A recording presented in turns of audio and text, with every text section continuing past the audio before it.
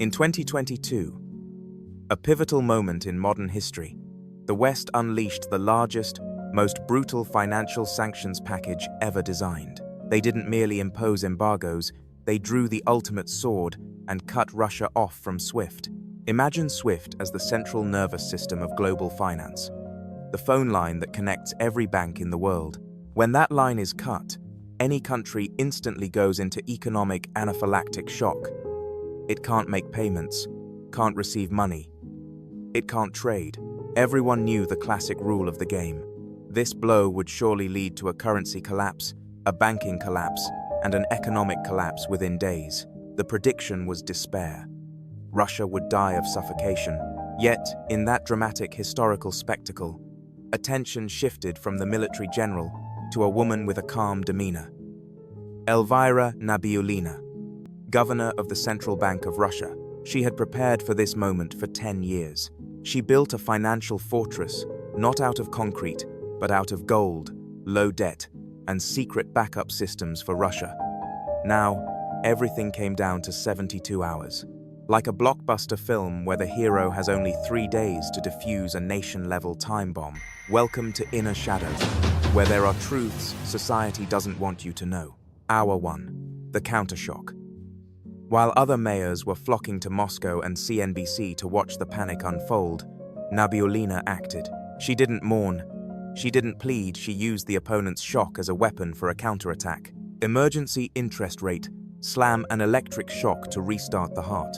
Almost instantly, right after the sanctions officially took effect, Nabiullina delivered the first strike, an action that stunned the world, raising the key rate from 9.5% to 20%. To make it simple, Russia's economy at that moment was a car hurtling downhill with no brakes. Investors and citizens were scrambling to dump rubles to grab dollars, triggering a selling frenzy that drove the Russian currency lower. The emergency hike to 20% was like suddenly slamming the brake pedal to the floor. In plain terms, interest rates are the price of money. When the price of the ruble jumps to 20%, people hesitate to sell it. More than that, it makes holding rubles extremely attractive due to the high yield, and borrowing extremely expensive. The goal was not to stimulate the economy. The goal was to freeze risk, stop capital from rushing out, clamp down on the ruble, and stabilize it with a powerful electric jolt. This was a tactical move, not a long-term strategy, but it was necessary to buy time, like a surgeon using a defibrillator to make a patient's heart beat again, closing the stock exchange, isolating the panic. And almost immediately, within that first hour, alongside the rate hike, Nabiullina ordered the stock market closed. When a fire breaks out in a crowded building, slamming shut the emergency exits isn't to kill people, it's to prevent a stampede where people trample each other to death. If the market stayed open, foreign and domestic investors would indiscriminately dump every stock and bond, vaporizing asset values within hours. This is systemic panic. Closing the exchange was a smart way of saying, the situation is serious, but we will not allow blind fear to determine the value of our assets. It isolated the panic fire and stopped it from spreading. The decision in that first hour was also to impose capital controls. Nabiullina banned foreign currency transfers out of Russia. This was like sealing every drainage gate of a tank that is already full. Without this order, everyone from major corporations to wealthy individuals would try to convert all ruble assets into dollars or euros, then move that foreign currency abroad to avoid risk. That would create a flood of dollars leaving the country, pushing the ruble into an unrecoverable collapse. Capital controls ensured that whatever foreign currency remained in the system had to stay. It protected the tank from being drained dry. In the first hour, these were not defensive actions. This was a counterpunch so forceful, precise, and bold that even Western economists were visibly taken aback. They had prepared for a weak defense, but faced a surprise attack. From the very first minutes, Nabiullina completed the first mission, stopping the free fall and buying precious time.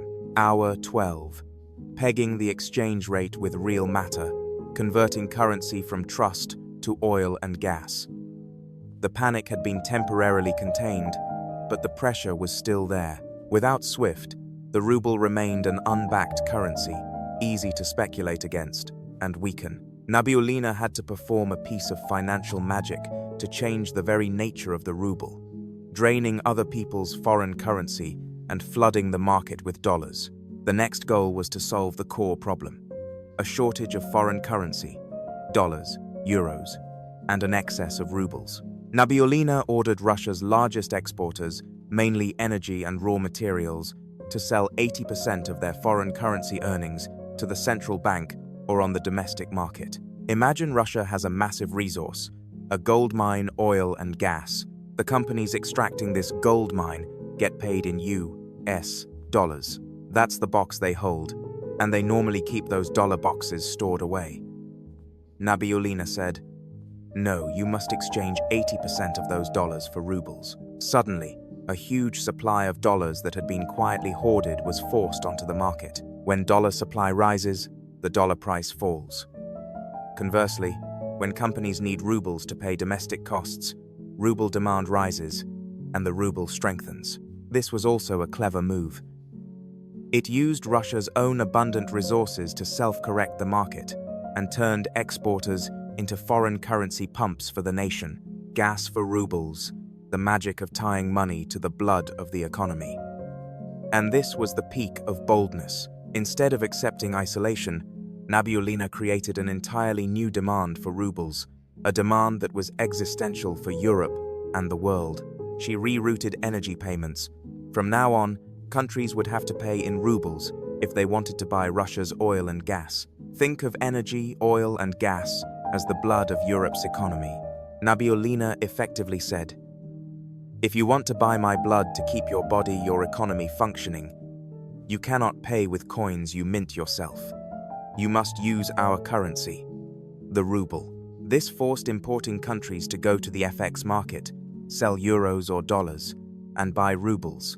This was a direct coup to traditional economic logic. It completely changed the ruble's nature. The ruble was no longer backed by trust or promises, things that can collapse, but by physical reality, energy, and essential commodities. Suddenly, the ruble was no longer a sanctioned piece of paper. It became a purchase voucher for resources vital to the world. Speculating against the ruble or weakening it became far harder because anyone who wanted Russian energy had to participate in supporting that currency. Nabiullina performed surgery on the ruble's DNA. She turned it from an ordinary fiat currency into a commodity currency directly backed by energy. This completely halted the West's classic collapse logic for the ruble. Hour 24. Activating exchange networks, neutralizing the SWIFT, the emergency first aid, and exchange rate anchoring were done. But Russia was still cut off from the global network, the bloodstream of international settlement. If the payments infrastructure couldn't be fixed, every transaction would be paralyzed. The West believed it had severed all of Russia's communication lines, but Nabiullina had prepared a backup network, a labyrinth beneath the surface, built in the shadows. SPFS, Russia's domestic version of SWIFT, an emergency route. When the West drew the SWIFT sword, it failed to account for the fact that Russia had already begun building its own domestic alternative. The SPFS financial messaging system launched in 2014 after the first wave of sanctions linked to Crimea. Think of SWIFT like the U.S. interstate highway system, fast, convenient, connecting everywhere. When that highway is shut, a country can die because goods can't move. SPFS is like a secret forest trail designed for emergencies. It's slower and more complex, but entirely under Russia's control. Within 24 hours after the SWIFT, Nabiullina completed the infrastructure switch. All domestic interbank transactions in Russia moved entirely onto SPFS. Internally, Russia could still function normally. Even if the main SWIFT door was closed, Russian banks could still talk to one another, transfer funds, and maintain liquidity. This was a major difference from the West's expectation that Russia's banks would immediately lose the ability to settle, replacing payment cards with Mir, a substitute for Visa and MasterCard. At the same time, Global payment giants Visa and MasterCard announced their exit. For many countries, this would be catastrophic. People couldn't withdraw cash, pay in stores, or shop online. Once again, Nabiullina's preparation paid off. Russia's domestic Mir card system, meaning world or peace, was already in place. To make it simple, if Visa and MasterCard are global supermarket chains, Mir is the local traditional market available on every street corner, serving basic needs. Even if a Visa card in your wallet no longer worked abroad, Russians could still use Mir for all domestic transactions immediately. For international transactions, being cut off from SWIFT and Western card networks was still a major problem. Nabiullina turned to an indispensable ally, China's UnionPay. If the West is an island cut off, China is a new continent expanding. By using UnionPay, Russia built a bridge to the Asian market. This ensured that at least transactions with China, its largest trading partner, and other friendly countries that accept UnionPay could continue. Nabiullina's infrastructure strategy successfully neutralized the SWIFT attack. The West could only formally disconnect Russia from the West, but it could not paralyze domestic financial operations or fully block trade with the East. The world was astonished to see Russia's payment system merely jolt for a few hours and then continue operating normally. Hour 48 Psychological War, the governor's art of concealment. The infrastructure was stable, and the currency was anchored to commodities. But the decisive battle was still a battle of confidence. In financial warfare, rumors, fear, and disinformation can cause damage greater than missiles. Nabiullina had to become a master psychological warrior. Public appearance calm is the sedative. At hour 48, Nabiullina appeared on television. She didn't need to say much. Her composure was the message. Her calmness, sharp gaze, and professional presence soothed millions of Russians and investors. Her message was simple and direct. The Russian banking system has sufficient liquidity. Transactions continue. Nothing is collapsing.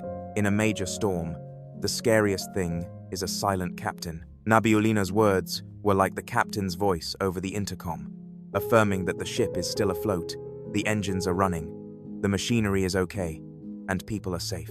It was a powerful psychological sedative. It stopped waves of ATM cash withdrawals and panic hoarding. However, alongside calming the public, Nabiullina made a controversial strategic move. She stopped publishing certain key macro-financial data, especially data on foreign exchange reserves and capital flows. This is also poker art. You must keep a cold face, be transparent in your words, but you must never let the opponent see your cards. That means hiding reserve data. If the West knew exactly how many dollars and how much gold Russia had left, it could calculate precisely how long Russia could endure and adjust its sanctions strategy accordingly. By suspending publication, Nabiullina created a strategic fog. The enemy would be forced to act on conjecture.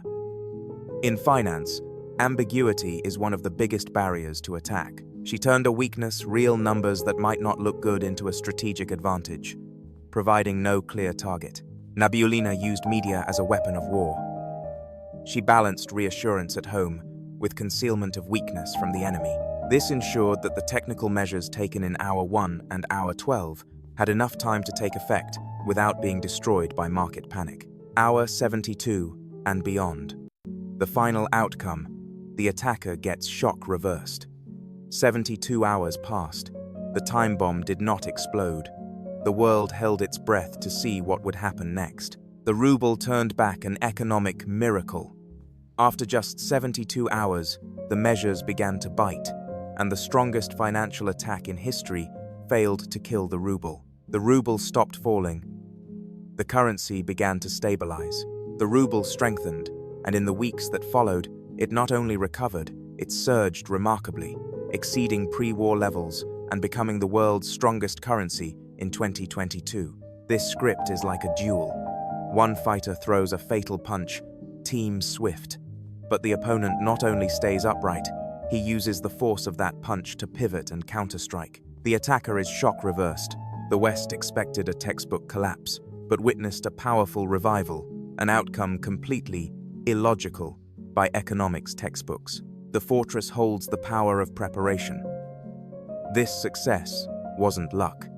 It was the result of a financial architecture Nabiullina painstakingly built over a decade, prepared for financial doomsday. Stockpiling gold and reducing dollars. Russia reshaped its reserve composition, sharply reducing U.S. dollars and increasing physical gold. Gold is an asset that cannot be frozen or sanctioned. It gave Russia a solid anchor outside the Western system. Low debt. Russia maintained record-low public debt. Low debt means less dependence on international lenders and Western bond markets, making debt-related sanctions ineffective. The combination of speed rate hikes, capital controls, and strategic preparation, SPFS, MIR, and gold, helped Russia not only survive, but successfully transform sanction pressure into an internal adjustment mechanism. The legacy of the fortress economy's architect. Elvira Nabiullina was not a military general, but she won a macro-strategic battle that arguably entered history. She achieved the unthinkable. First, neutralizing the strongest weapon. She significantly reduced the power of the world's strongest financial weapon, SWIFT, and the U.S. dollar, by creating a backup system and tying the ruble to physical commodities. Second, keeping a great power standing. She kept Russia's economy upright in the storm of sanctions, an unprecedented feat for a large country isolated at this scale. Third, opening a new model. She laid the foundations for a fortress economy model, self-reliant, less dependent on the U.S.-led global system. Other countries, such as China, Iran, and Saudi Arabia, later studied and referenced this model, marking a major turning point in the world financial order. In modern economic history, few have saved an entire financial system of a major power in just 72 hours. But Nabiullina did, turning the ruble from a currency that seemed destined to collapse into an energy-backed currency, permanently changing the geopolitical and economic game. The story of Elvira Nabiullina's 72 hours is not only a lesson in macroeconomics, it is proof of the power of strategic preparation, cold decisiveness, and crisis management at the highest level. She demonstrated that in war, sometimes the quiet preparation of an economist can be more important and more effective than armed force.